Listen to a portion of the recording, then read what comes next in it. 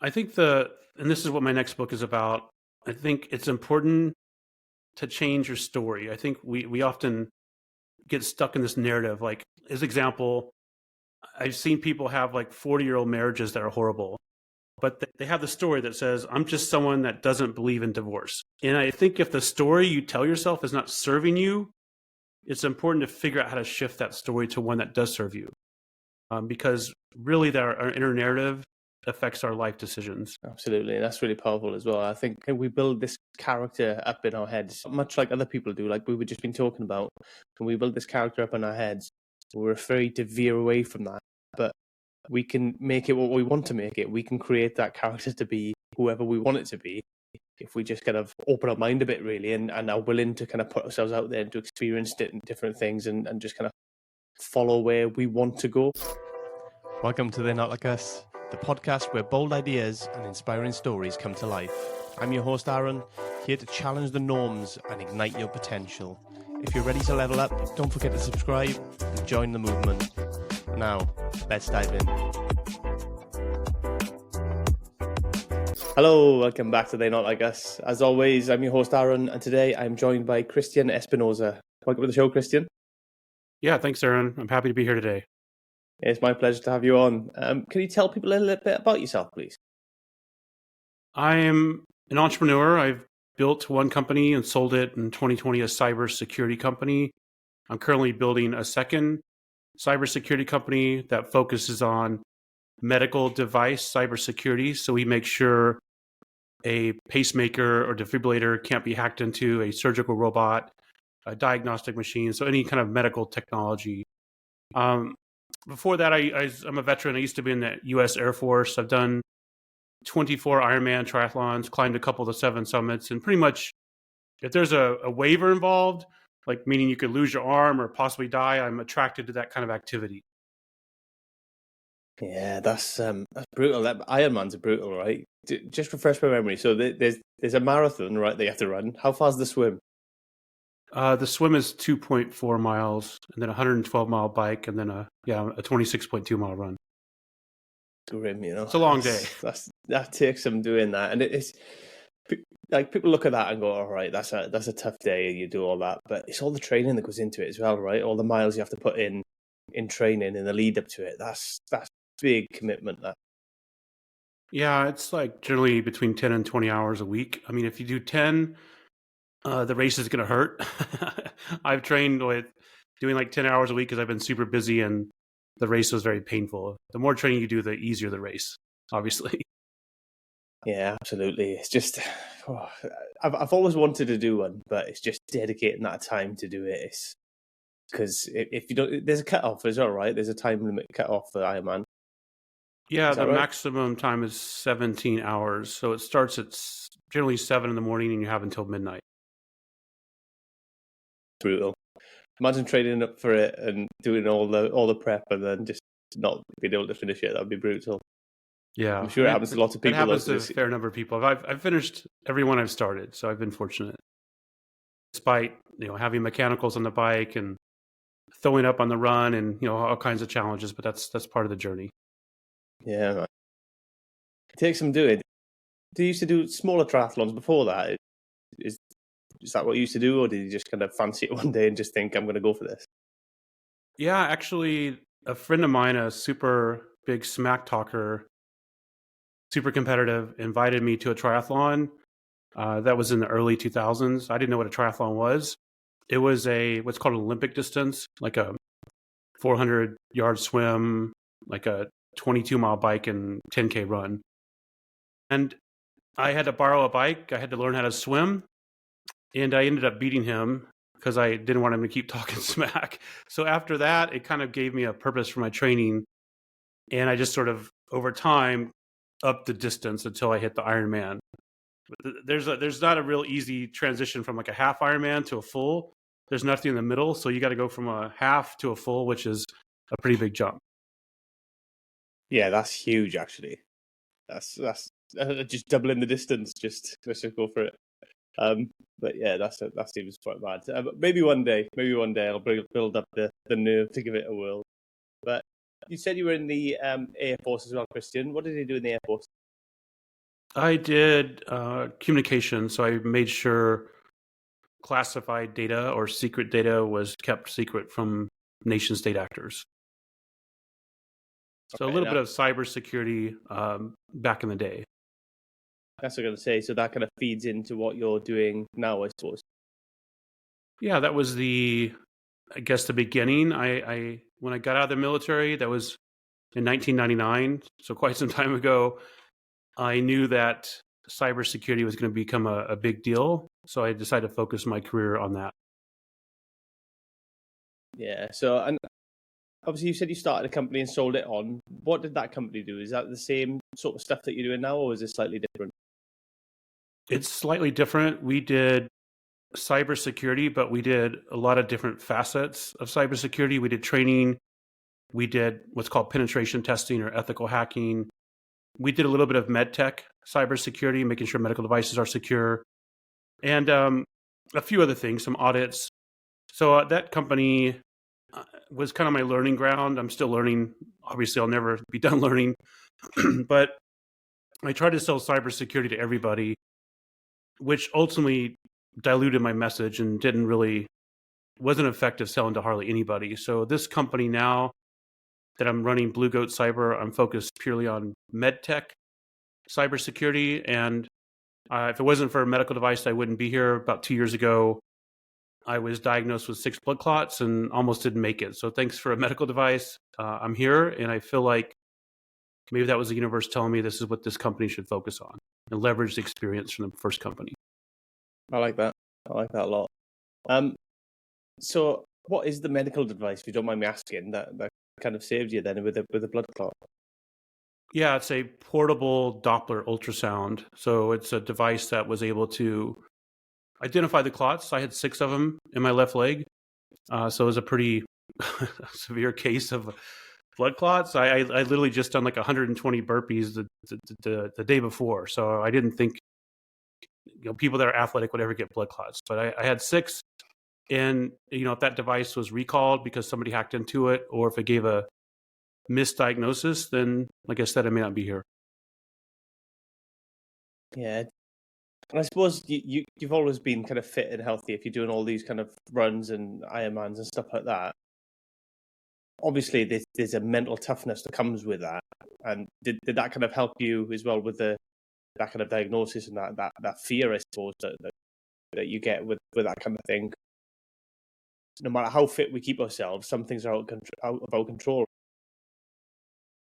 Yeah, I think in life it's important to be resilient and resourceful. I think doing Ironman, triathlon, or climbing mountains, or some of the things I do, building a business, help make me resilient and resourceful. And I had to be resourceful to get through the blood clots. To recover from that, I decided to stop taking blood thinners, reclaim my health. I got every single blood test done. I did a half Ironman. It's kind of my comeback race just to prove I was still capable. And just done a lot of IV therapy and things to reclaim my health, because I realized nobody cares about your health more than you do. So I wanted to take my health back in my own hands. And once I made that decision to stop taking the blood thinners, it's like everything shifted. It gave me the courage to start a new business, to show up better in my life, show up better with my girlfriend at the time. And it just really helped overall, that just simple decision. Yeah, and I suppose as well as we age and as we get older, it becomes more and more important, right? Because our quality of life depends on how healthy we are. Yeah, 100%. And Yeah, I think a lot of us prescribe to what society tells us, that once you get to a certain age, your mobility is going to go down. You can't do things anymore. I mean, I've done Ironman triathlon where an 85-year-old has finished the race at a pretty decent time. So I don't think age is a real limitation. I think it's mainly mental. yeah, and I suppose age does become an issue if you don't look after yourself, if you're not kind of keeping yourself active, because then I think it's hard. When you're younger, you can kind of get to a point and then you can maintain it for a long period of time and keep yourself going into your elder years, really. But I think if you try to start when you're older, it's that much more difficult, right? Because you haven't got that kind of foundation from previous. I think you can still start when you're older. I think it's a matter of you have to take it slower because your body doesn't recover as quickly. I know a lot of people will try to go run like a mile and their knees hurt, and then they just give up and say, "Oh, my knees are bad." But it's one of those things you have to walk and then jog and walk and kind of build up to it. I think, despite what age you are, I think everyone has that capability to learn a new skill or develop a certain degree of fitness. Maybe not Ironman distant fitness, but I think it's possible for anybody that puts their mind and their soul into it. Yeah, I genuinely think it's important to keep that kind of, to keep physically active, but mentally active as well, I suppose. I think that's the problem, is when we kind of get to that point, like you say, society says, "Oh, just slow down, stop doing stuff, kind of relax," and then you just never kind of recover from that. You end up you're going backwards. Then you kind of just allowing yourself to kind of sit there, not continuing to push yourself. When if you push yourself to do stuff, you'll remain physically more healthy. You'll get more joy from the stuff that you're doing as well. You'll have a better quality of life, and it kind of all plays a part, in my opinion, anyway. Yeah, I agree. I was just reading about Alzheimer's and dementia, and one of the main preventions is to keep your mind active. And it kind of has the same concept. As we get older, a lot of us don't develop a new hobby. We stop learning things, and then that's when Alzheimer's and dementia start happening, because we're not. I mean, our brain is like a muscle too. We're not exercising our brain as much. Just like if we stop walking, we're going to lose our mobility. So I think it's important to continue to learn new skills. I mean, I read about a guy that he thought he was going to get Alzheimer's. There were some indications, but then he started learning like how to play the guitar 1 month. Then next month he learned how to play chess or whatever. It's just something to keep his mind active. Yeah, I do think that's important. Wherever it is that people find to keep their mind active, that you do need to do that. And I do think there is a link between physical fitness and mental fitness, because I think, especially this kind of stuff that you're doing, when you're having to push yourself, you are also stretching yourself mentally. You're building that resilience and that tolerance to actually, take on a bit more, to push yourself a little bit harder. And I think that definitely does make you grow mentally as well. Yeah, I agree. I think, like I said, to do an Ironman triathlon, it's I would say it's like 1/3 physical, 1/3 mental, and 1/3 nutrition. So you've got to have that mental fortitude and know that things will go wrong, and it's how you respond to those things that can make or break your race. Like I remember being on Ironman Wisconsin, and you're never supposed to try something new during a race, but I decided to try a 5-hour energy like midway through the run, and my body had this weird reaction. So I was literally like flush, like in the fetal position, throwing up on the side of the run course. So I was able to get out of that, but again, that built up mental toughness. Yeah, absolutely. Do you find there's a crossover of that mental toughness and that kind of resilience that you've earned and learned by doing that you bring into your business side of things?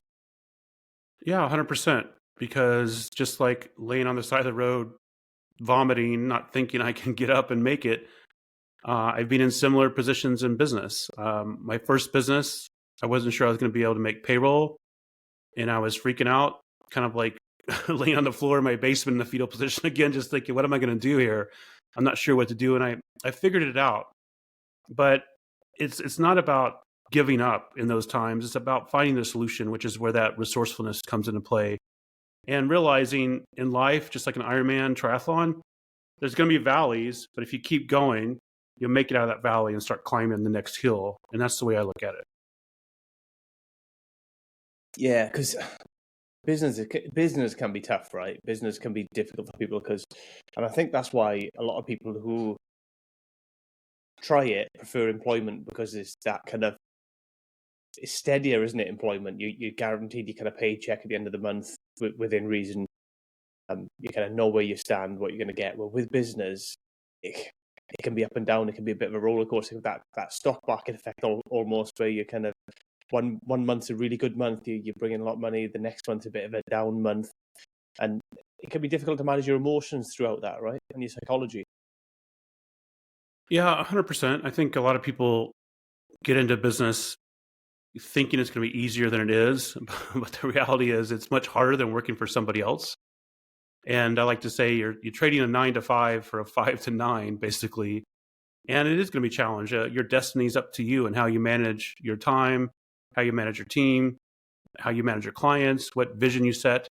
So there's a lot of things that are new skills for people to develop, and it's hard to go from a really good operator to a really good business owner because the skills are very different. Just because you're really good at plumbing, as an example, doesn't mean you're going to be good at running a plumbing business.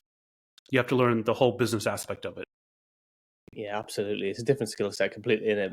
Managing people for a start, you got, running the books and the accounting, you got the marketing to get the work in. It's completely different than the actual skill set of just delivering the plumbing element. Yeah, and all those are skills I had to learn because I thought, like I said, with my first business, I'll just sell cybersecurity. Everybody needs cybersecurity. I didn't know marketing. I didn't know sales. I didn't have a process. And it was very painful, kind of like that Ironman. I had to pivot. I had to learn things on the fly. I paid a lot of what they call the dumb tax. I invested a lot of my money and lost it in the business at first until I started figuring these things out. How did you figure it out, Christian? Was it just trial and error? Did you kind of teach yourself? Did you kind of lean on other people? Or how did you kind of learn these different elements that you needed to kind of put together to piece a successful business? I would say there's three main ways. One, I joined a peer group with fellow entrepreneurs and CEOs. So I learned from the people in that group. I learned by listening to a lot of books on Audible, like Donald Miller's brand script on marketing, for instance, or story brand framework. And I watched a lot of YouTube videos on marketing, on sales, on different tools to use for those. So it's really putting in the time is how I learned it. Yeah, and sometimes there's no way around that, right? Because I had a conversation the other day with a guest who's got a podcast as well, and no matter all the theory in the world, you only learn by putting things into practice, really, and making the mistakes. And ultimately, that's what you have to do. You have to pay your dues, really. Yeah, 100%. I think you can read all the books you want, listen to all the advice you want, watch all the YouTube videos you want, but until you do it and make the adjustments, it's not going to really matter. It won't. At least for me, it doesn't sink in. And I have to have the ability to pivot because there's all these gurus out there that tell you, how to make $10,000 a month by setting up a website and a shopping cart and all this stuff. And the reality is that it rarely works that way. It may work like 1 out of 1,000 times, but a lot of people get sucked into that. And I think that's why they lose hope and confidence running a business or starting a business. Yeah, and it makes me laugh a lot of these people who kind of sell these things online, saying, "Oh, you can do this, you can make 10,000 a month, and I'll show you how." If it was that easy, they'd just open multiple stores, wouldn't they, with making 10,000 a month, and they would do it themselves and pocket that money. They are making their money by selling them courses, which is smart, but it's infuriating for the people who kind of fall for it and then get upset by it, I suppose. Percent. I mean, you got to become your own guru. You can listen to other people, but at the end of the day, it's your decisions that matter. Yeah, absolutely. And on this journey, especially with your first business, obviously you learned along the way. What are some of what's probably the biggest lesson that you learned starting that first business that you've kind of employed into this business now to make it better and more robust and to be more efficient, I suppose? I would say there's 3 main lessons. The first one is about marketing and messaging and understanding your ideal client profile and how to speak to them in a way that resonates. I think that's the first thing I learned. I did towards the end of my business, the one I sold, start applying the brand script format, which positions you as the business as a guide and the client as the hero or the prospect as the hero. A lot of businesses do the opposite. They just brag about how great they are and don't really address how they're going to solve a prospect's problem. So that was one of the things, the messaging. The second is my team.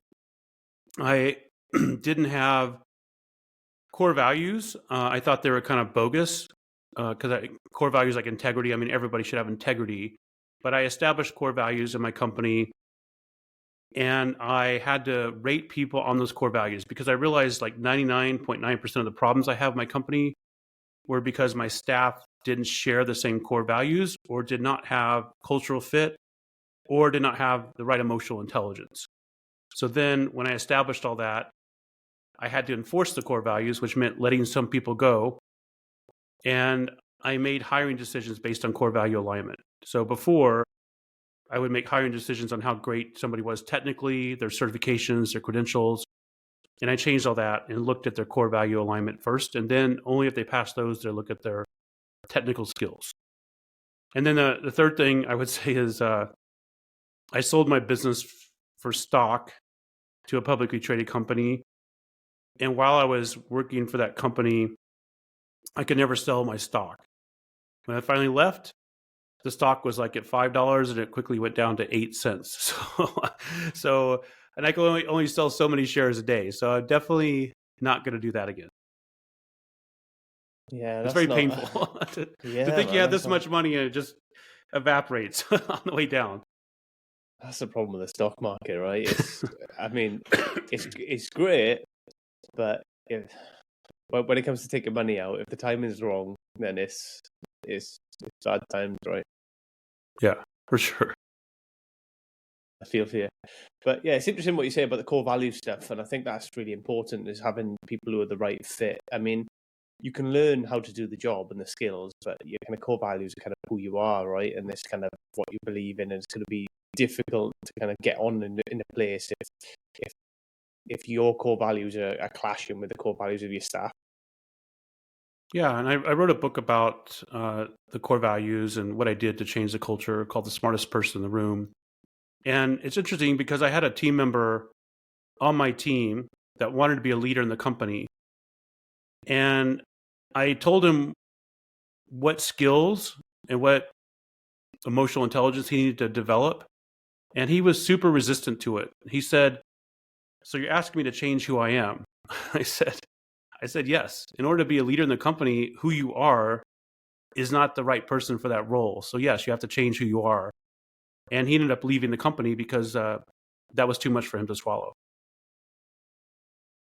Yeah, but ultimately, it's better to do it that way than try and make it fit, right? And when it doesn't, because he might find somewhere where his core values do fit, and he fits perfectly well in somewhere else, and you might find the right person to fit that role that you need.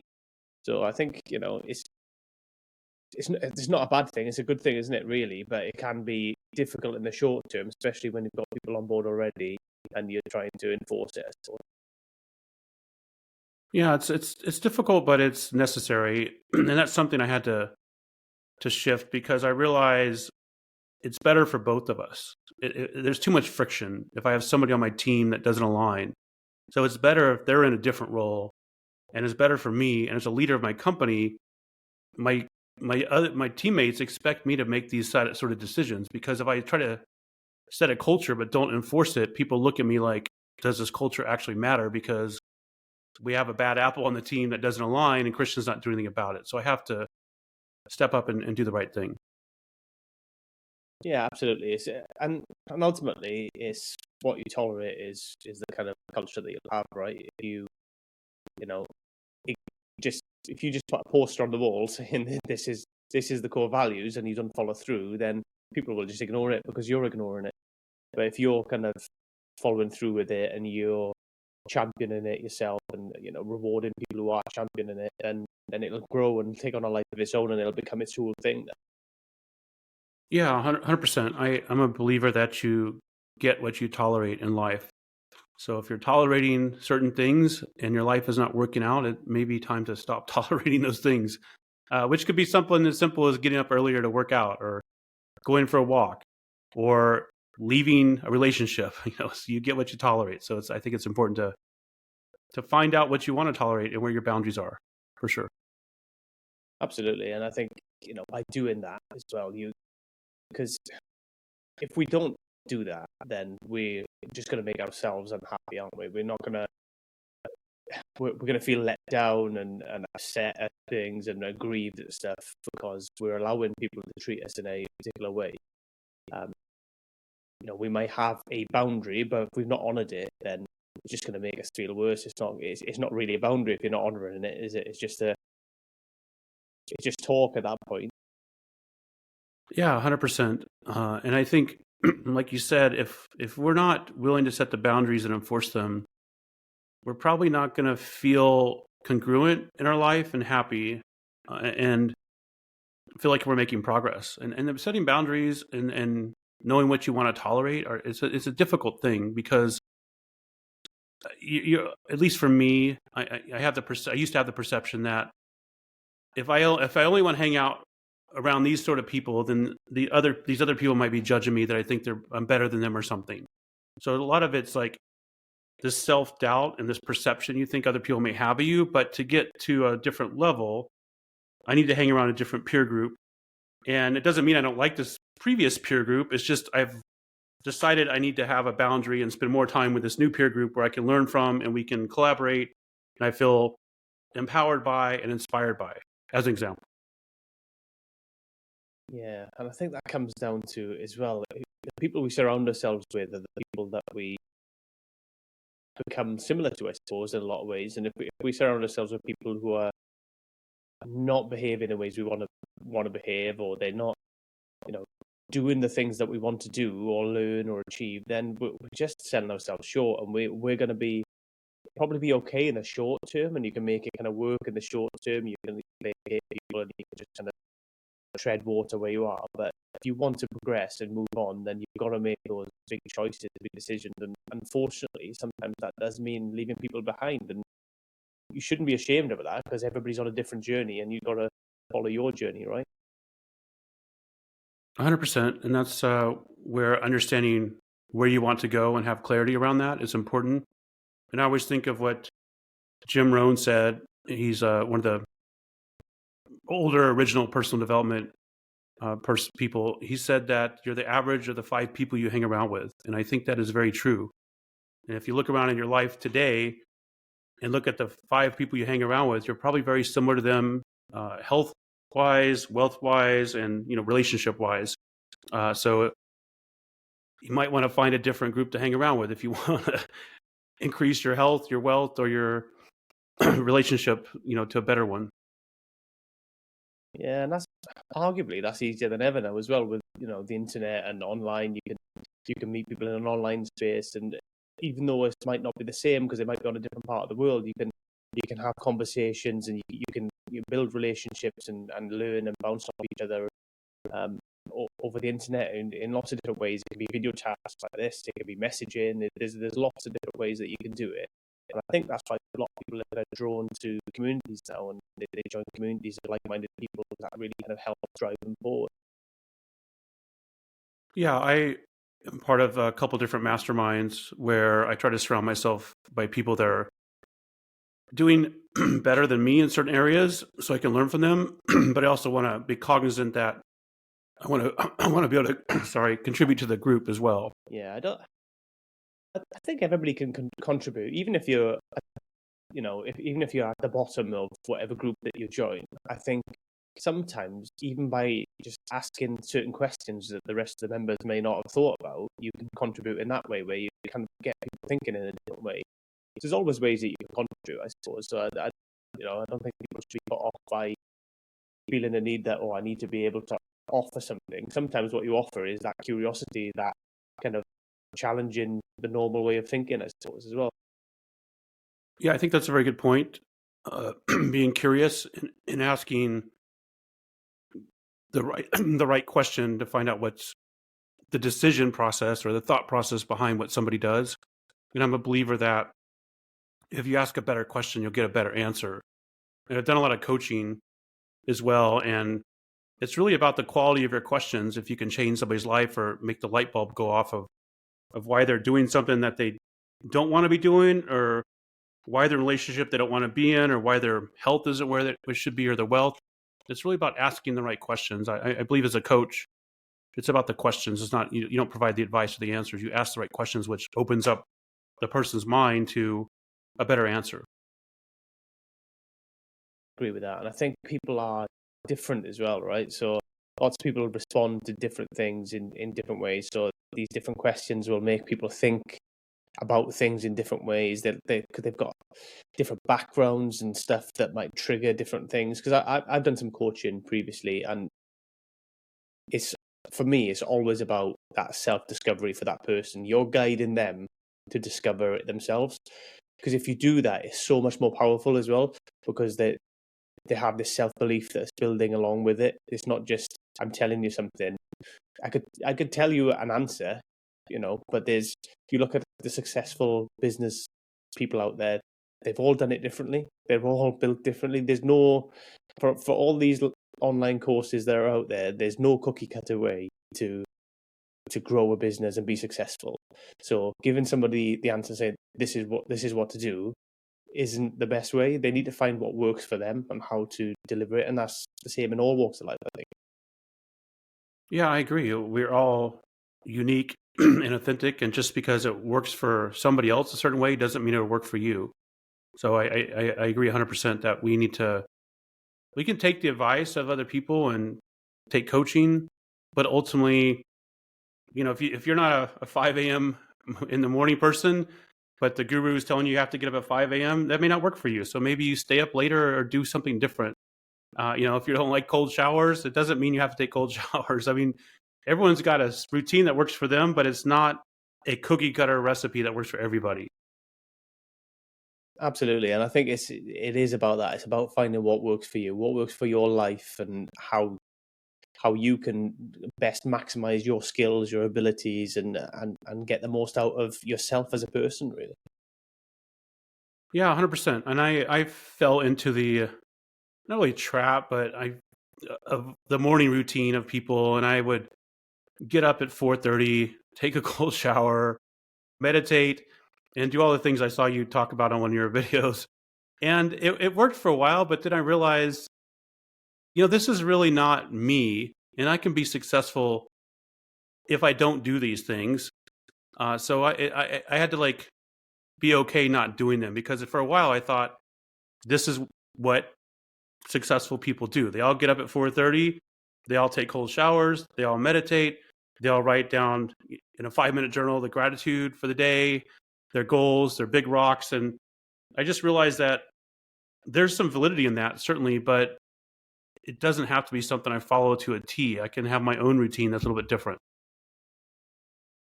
Yeah, absolutely. And I think it's fine if that is people's genuine routine.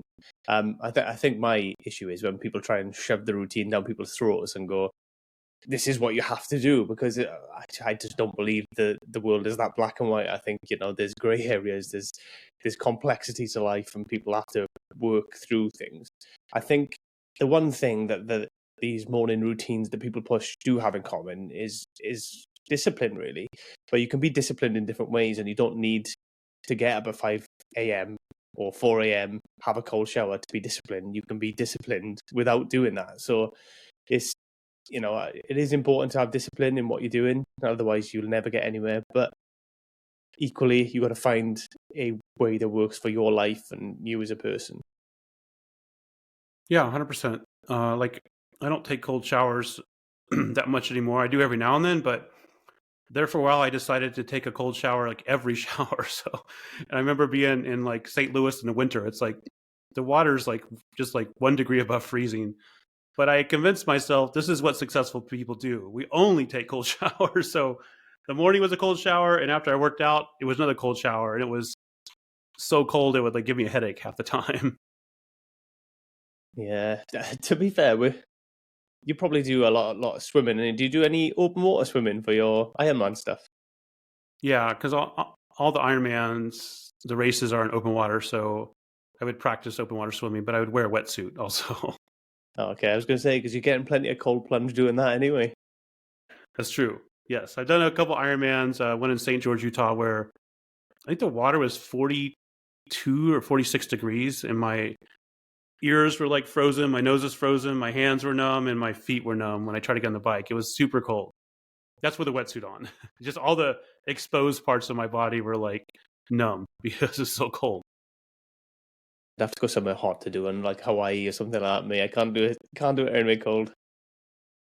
Hawaii is awesome. I did the race in Hawaii, and like during the swim course, you're like looking at turtles and stuff below you and coral. It's beautiful. Yeah. Yeah, I bet. And the water temperature is perfect temperature. Yeah, well, not so much for the running, I suppose. Not so much for what? For the running. No, the running is pretty hot. That's one of the hottest races I did. I bet. Is it quite hilly there as well, or is it relatively flat? It's a little bit hilly. The bike course is pretty hilly because you go from Kailua Kona up to Hawaii. It's a big climb. And then the run course has some hills as well, but it's not the hilliest course I've done. I think Lake Tahoe might be the hilliest course I've done with some of the bigger hills. Yeah, that's the other thing. Every Ironman is a little bit different. Some courses are flat, some are windy, some are very hilly, and they all take different training. Yeah, I bet they're all a challenge in their own way, on top of just the challenge that the distance offers. So apart from being kind of on the side of the road in the fetal position, being sick, is there any kind of crazy things that have happened during your Ironman races? That's one of the biggest ones. I had 2 flat tires on a race. My tube actually, the tire itself had a hole in it, so I couldn't replace a tube.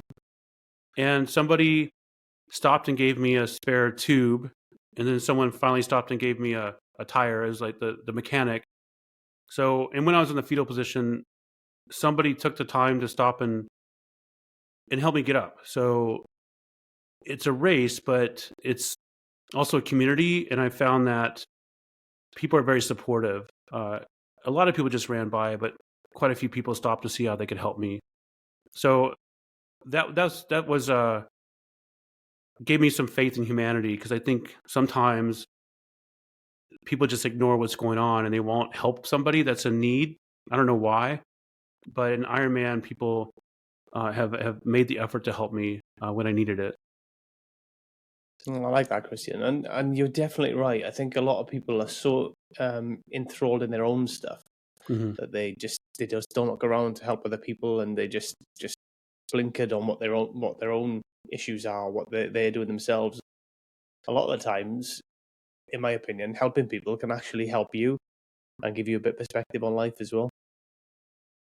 Yeah, 100%. At that Lake Tahoe race, the first year I tried to do it, there was a bunch of fires and the smoke was pretty bad, so they canceled the race like right before the swim. But the next year I did it, I had got a slot to Kona, the World Championship. So I wasn't like intending to go super fast in the race. I'm not that fast anyway.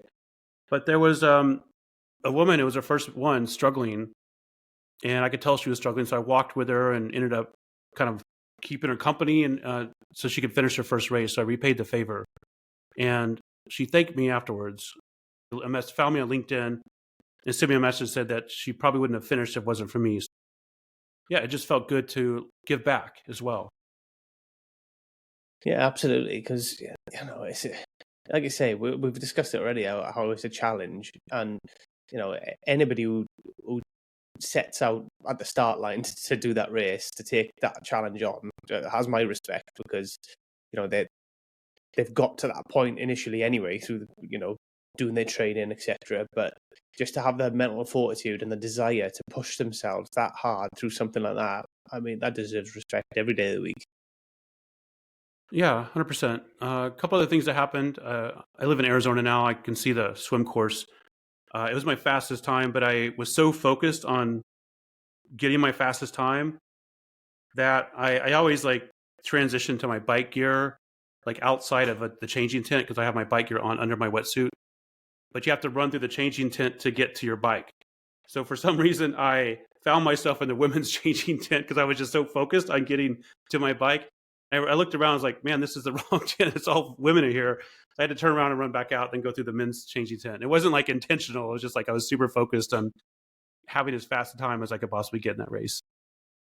Yeah. Does it become a bit chaotic in the transitions? 100% chaotic. And that's why I try to avoid going into a changing tent if I can. Given my swim time, which is like an hour and 10 or hour and 20 minutes, it's like a busy time in there. And people are, you got your bag for your bike stuff, and people's stuff is strewn all over. Some people are standing up, some people are sitting down, some people are eating something, drinking something, and sometimes there's no seats to sit on. So I just prefer to try to do it outside that tent as quickly as possible. Yeah, that makes sense. Have you got another one coming up soon? I have not signed up for another one yet. I was walking yesterday thinking about signing up for another one, but I haven't committed. I've kind of not really retired, but I've been focused on my business. But yesterday I was thinking I need to put something on the calendar, like a race, to force me to not use my business as an excuse to not train. And I think that's what Ironman did for me. You can't finish an Ironman unless you train for it. So by putting a race on the calendar and knowing that I want to finish the race, it forces you into a routine. At least for me, when there's a race on the calendar and I'm spending a fair amount of money because they're expensive to go to, and I'm going with friends, then I better show up. When there's not a race on the calendar, it's easier to fall off your training, at least for me. When I'm traveling like to Dubai, or I was in California last week, I didn't train, but I trained before I went to Dubai. But if I had a race on the calendar, I probably would have trained while I was in Dubai or in California, despite how tired or jet lagged I was. Yeah, I think that's the same for me, I think, as well, with my training. So I've always trained. And then when I stopped playing sport, and if you don't have something to train for, it becomes, you just kind of go through the motions and you let yourself off the hook a little bit, don't you? You take a day off here, or even when you go to the gym, you don't quite push yourself quite as hard, and you just kind of just take your foot off the gas. Whereas if you've got something to train for, it really kind of focuses your mind to keep pushing, because you've got a target, you've got an objective, you've got something that you're trying to achieve. So I completely get that. Yeah. Plus, I've done some Ironmans with minimal training, and I finished them, but they were super painful. So it's one of those things, like you need to train more so it doesn't hurt as much on the bike or the run, typically. I bet, yeah. I can imagine. I mean, I think the longest I've done just run. I've not done a triathlon. I'm not the best swimmer. I can swim fine, but I'd be a slow swimmer. Um, I've cycled. I've gone London to Paris cycling, so I've done that. So I'm okay on a bike. I can manage on a bike, and running, I'm okay. I've done kind of 18 miles. Okay. But, not for a while. I haven't done any kind of cardio stuff for a long time now.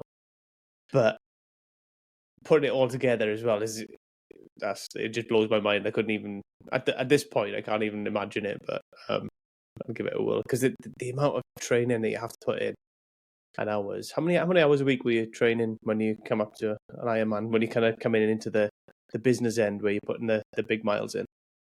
Yeah, it's like 15, a little over 15 hours, because you've got to get like a long bike ride in on a Saturday or Sunday, which is typically 4 to 5 hours or 4 to 6 hours. So that takes up a big time right there. And then a long run in, it's a few hours.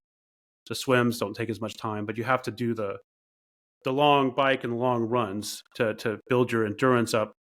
And your like on your bike, if you don't ride your bike long distance, your butt will hurt severely.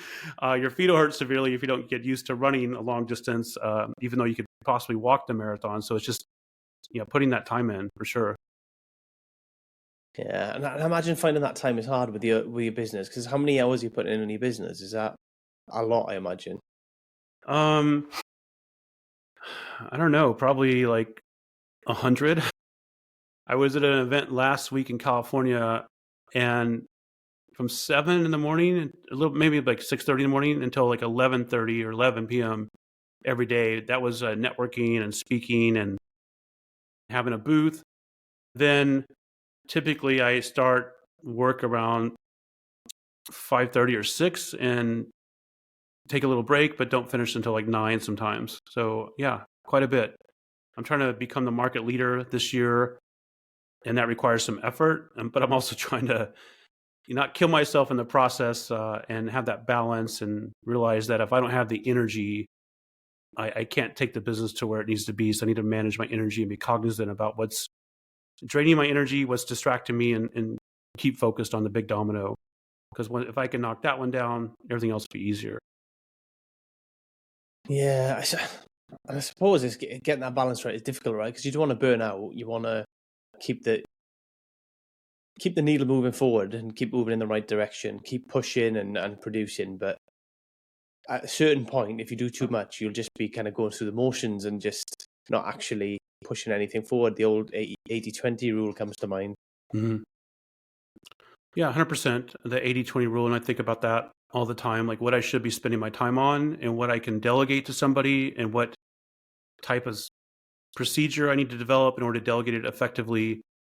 And then also, the challenge I have is we've got a lot of momentum and I want to keep up the momentum, which requires a lot of energy, but I got to figure out, how do I do it smartly? How do I get the right people on my team to help me keep up the momentum? Because it can't primarily be me. It has to be my leadership team and the people that work for them as well.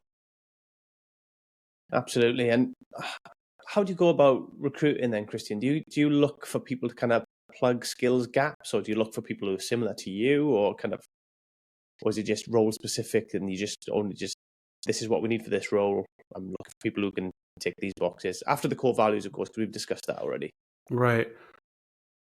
I have decided what an A player is on my team, and I try to go after A players. There's several things I define an A player as. It's somebody that shows up prepared, regardless, as prepared as possible.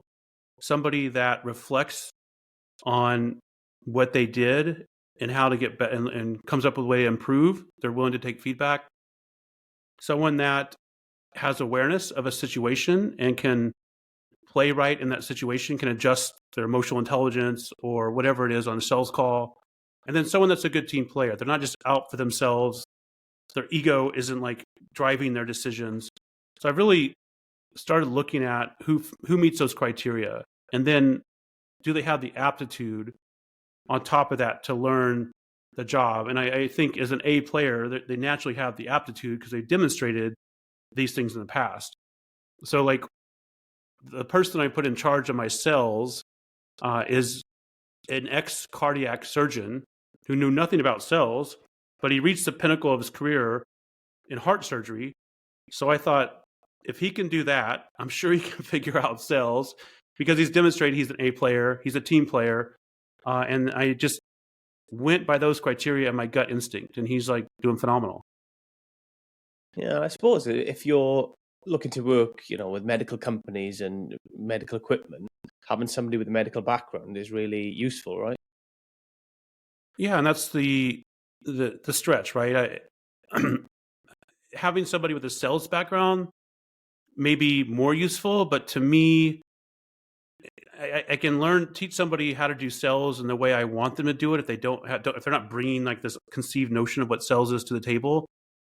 And if they've already got the background, like you said, they've been in the operating room, they use these medical devices, they understand where the gaps are, it makes it easier for them to sell these things because they can put themselves in a position of who may be buying them, and they can put themselves in a position of who's creating these devices. So yeah, it's definitely helped. And I've got some positive reinforcement on that because my wife works for my company as well.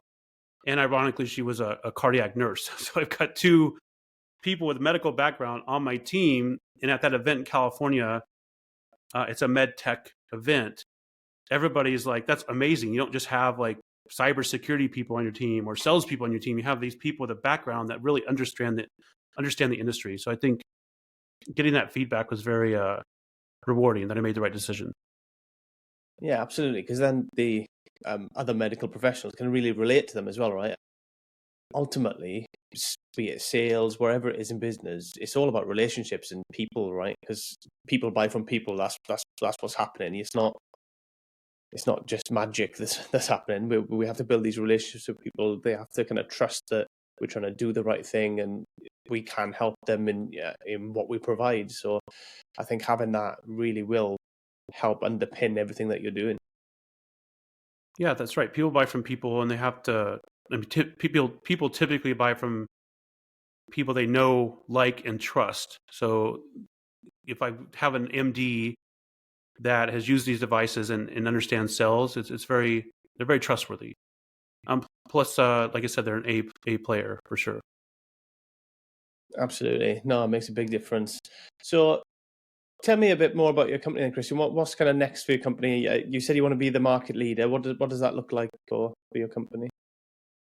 The goal is to become the market leader this year, which is keeping up with the momentum I feel like we've gotten. We do a lot of marketing, a lot of brand awareness this year. I have a couple competitors, but I feel like they're not as focused or as hungry as I am. So the goal is to become synonymous. As somebody thinks of med tech or medical device cybersecurity, they automatically think of Blue Goat Cyber, my company. That's the goal. And by market leader, I mean we have the majority of the market share. We're making the most revenue out of my competitors. And like I said, we're synonymous with medical device cybersecurity. If somebody thinks of medical device cybersecurity, they automatically think of Blue Goat Cyber. That's the goal this year. Love it. And then later, I want to grow the company to a point where if I want to sell it, I can, because I think getting a company to be appealing to investors means you've done the right things for your company, period. But I'm not sure I want to sell it. I definitely won't sell it for stock like I did before. No, I've learned from that one. Yeah, that was. I paid a lot of the dumb tax. Unfortunately, I've had to learn the hard way a lot of things. Yeah, well, hopefully this one will be work out a bit better. Are you just US based, or do you work with international companies as well, Christian? About 40% of our clients are international, primarily Europe. We have quite a few in the UK, France, Spain. People that are in Europe or Canada or Asia that want to bring their device to the US market, because we focus on helping a manufacturer get through FDA approval, which is in the United States. We can also do Europe and other regulatory authorities as well. But yeah, it's about 40% international and 60% United States. Oh, it's cool. Do you travel a lot to Europe, or is it just? Yeah, I travel. This year is too much. I feel like I'm going to take a trip off my calendar to Berlin because I don't feel like it's going to have the return on investment. But yeah, I was just in Dubai in February. I was in Dubai in December. I was in California last week, and then I'll be in London in September, Malta in November, Singapore in June, and London in May, as well as Monaco as well. And there's a few other trips too, but those are the ones international. That's a lot, man. That's a lot. You must take a lot out of you doing all that. It does. The last trip to Dubai, we were there for 3.5 days, and it was like 30 hours of travel each direction in a 14-hour time difference. So it's like you basically flip the clock upside down, and 12 a.m. is now 12 p.m. So yeah, that was pretty exhausting. And my wife went with me, and she got sick, and then I got sick. So it took us out for like a week and a half afterwards. Oh wow, that must be that must have been rough. That must have been real rough. Did you say you wrote a book as well, Christian? Yeah, I've written 2 books. Where can people find them books? Tell us a bit about them, and then tell us where people can find them. Yeah, the first book is called The Smartest Person in the Room. It's about the problems I have in my first company and how I solve those problems, which are really about developing emotional intelligence for highly rationally intelligent individuals. Because in cybersecurity and high-tech industries, people typically get their significance by what they perceive as being smarter than other people. So when your ego is trying to protect this identity you created for yourself by being smarter than other people, you're going to talk over their head, you're not going to collaborate well, and you're not going to develop the emotional intelligence because you value rational intelligence or high IQ. So that's the first book. I came up with 7 steps to address that. The second book is called The In-Between: Life in the Micro. It's more of a focused memoir about where I've got things right and where I've got them wrong. And in the context of, I've been somebody that gets hyper-focused on a macro goal, like an Ironman triathlon or climbing a summit or whatever the goal is, that I would get so hyper-focused on this goal and achieving it that I would let things right in front of me, which I call the micro moments, kind of fall apart, or I wouldn't show up with intention. I just had these blinders on. And then I realized when I got to that goal that I was automatically thinking about the next goal. Like it wasn't a very fulfilling. It was like a rat race in my own way, chasing these achievements. So it's about finding that balance. And they can both be found on Amazon, Audible as well, if you like to listen to books on Audible. I had Kaleo Griffith narrate both of them. He's done a couple Tim Ferriss books. I think he did Trump's The Art of the Deal as well. So he's a really good narrator also. Oh, that's good. Yeah, I like an audiobook. It's I just stick it on when I'm commuting and it just makes my life so much easier. Yeah. Because by the time I sit down to read, I'm usually shattered, and then I'll end up reading a couple of pages, probably falling asleep. So with an audiobook, I get through more of it in one go. I agree. I put a couple books on my phone today. I'm going to go for a walk later around the lake, and I just can listen to audiobook and learn something while I'm also getting some exercise in, for sure. Nice, man. Love it. So your company, how can people kind of learn a bit more about your company then? Obviously, we can find your books now on Amazon. I'm quite interested in the micro moments that you talked about, because I think I'm quite guilty of that myself as well, focusing on some big goal somewhere, and then the day-to-day stuff, you're just kind of ignoring it, and then nothing's, you're not giving stuff your attention as you should. And I'm guilty of that, so I'm definitely going to check that out. How can people find out a bit about your company, about your business now? Yeah, they can go to my company's website, Blue Goat Cyber. We're also on YouTube, and we have a podcast, and we're pretty active on LinkedIn and most social media as well. Oh, nice. Tell me about your podcast. Is it hosted by yourself? It's hosted by my CTO and myself. It's called the Med Device Cyber Podcast. So we talk about cybersecurity challenges in the med tech industry, and we also have partners and guests on to give their view from whatever area of expertise they bring to the table and how they see the industry shifting with cybersecurity. Because for a while, nobody cared about cybersecurity with medical devices, but now it's mandated.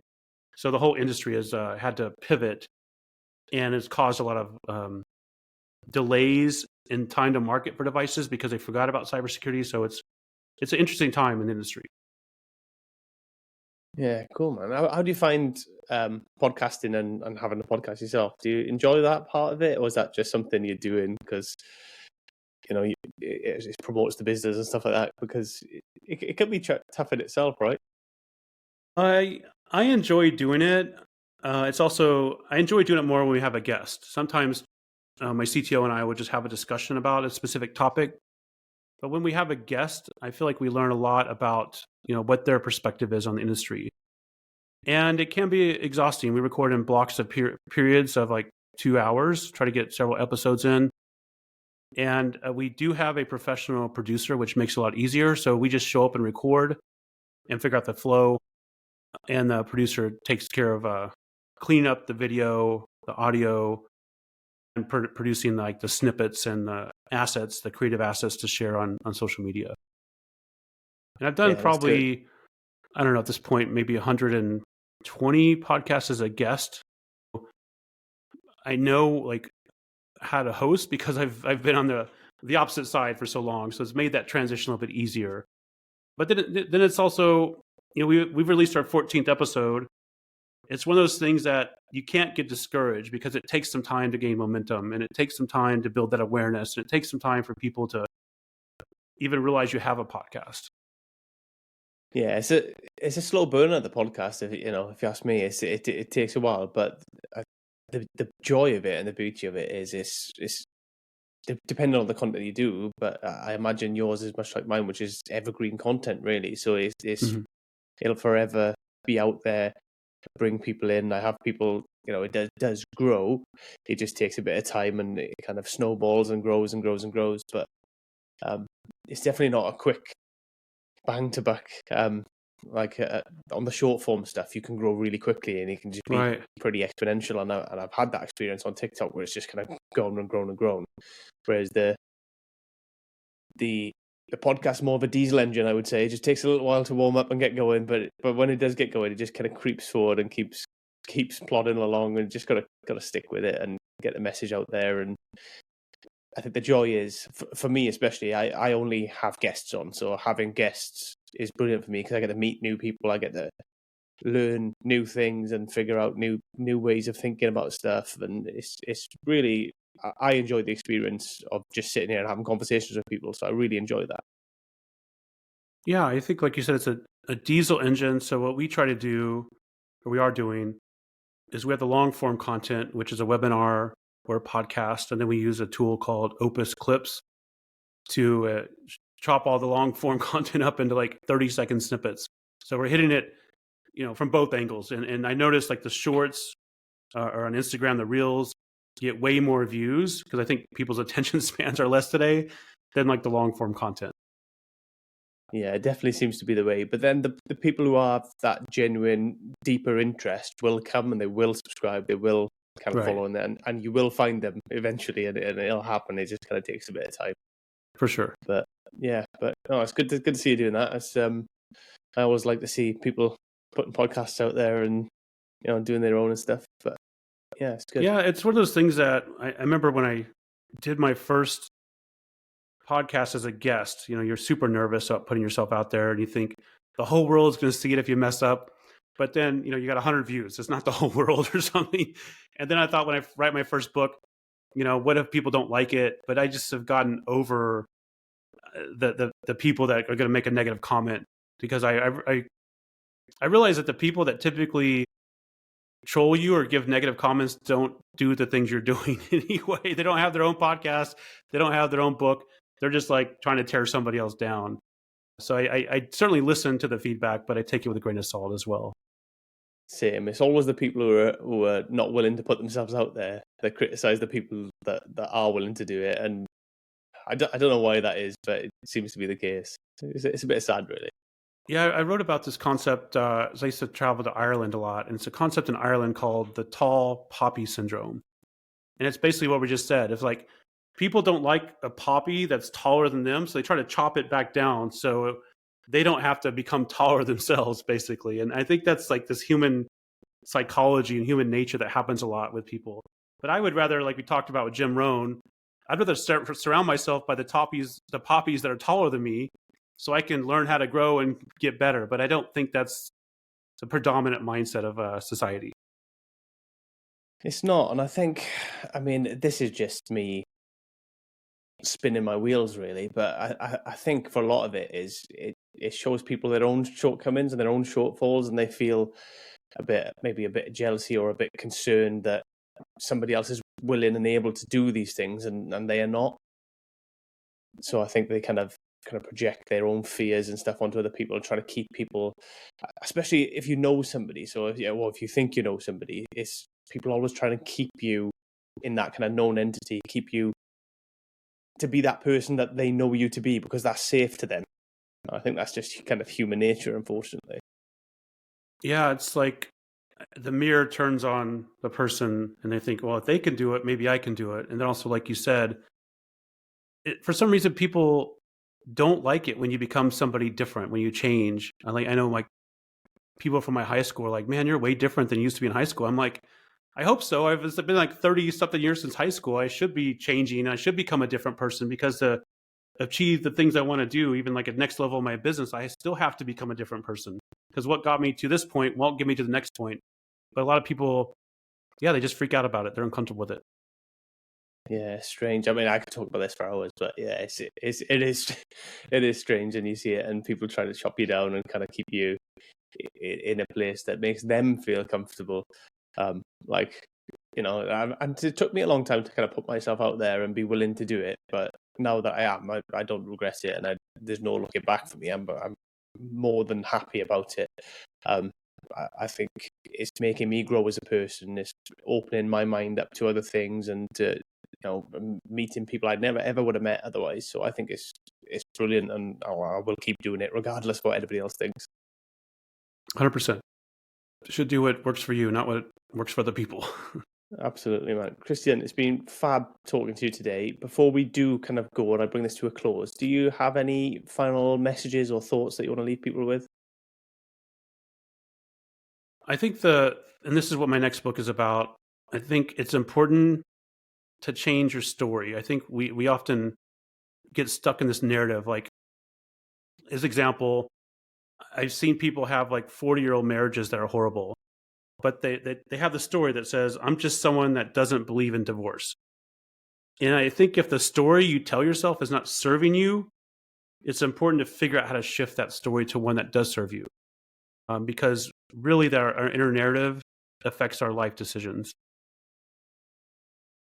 Absolutely, that's really powerful as well. I think we build this character up in our heads, much like other people do. Like we were just been talking about, when we build this character up in our heads, we're afraid to veer away from that. But we can make it what we want to make it. We can create that character to be whoever we want it to be, if we just kind of open our mind a bit, really, and are willing to kind of put ourselves out there and to experience different things and just kind of follow where we want to go. Yeah, 100%. Absolutely. Christian, it's been an absolute pleasure talking to you today. Thank you so much for taking the time to speak with us. And I wish you all the best in the future with your upcoming book and with your business. Awesome. Well, thanks so much, Aaron, for having me on. No worries. Appreciate it. Take care, man. Thanks. Bye. All right. Thanks again for being part of this journey. Stay tuned. We've got even more great conversations coming your way.